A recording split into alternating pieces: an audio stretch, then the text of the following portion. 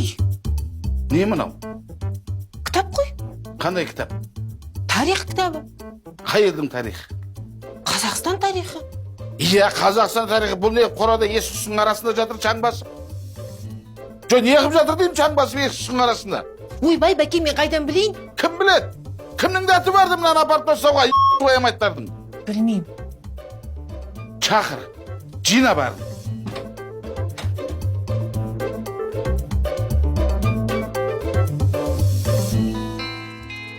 Ержан қайда?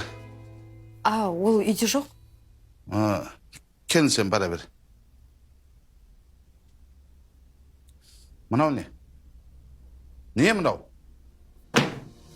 Қазақ тарихы неге қорада жатыр, а? Жалғас, Алтынай. Бұл неге қорада жатады деп сұрап тұрмын сендерден. Білесіңдер ме, бұл қазақ тарихы бүкіл біздің қазақ халқының басынан өткен өмірі, тағдыры жазылған кітап. Бәке, ашуланбашы, енді бір жолата лақтырып тастаған жоқпыз ғой. Сендер білесіңдер ме?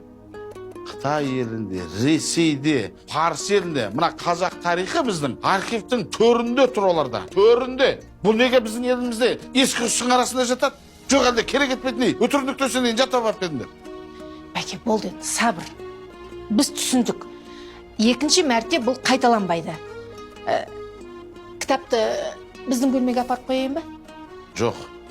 Құран кітаптың қасына қой. Оның орны сол жерде. Қазақ тарихын қазақ керек етпесе, онда саудамыз бітті дей беріңдер.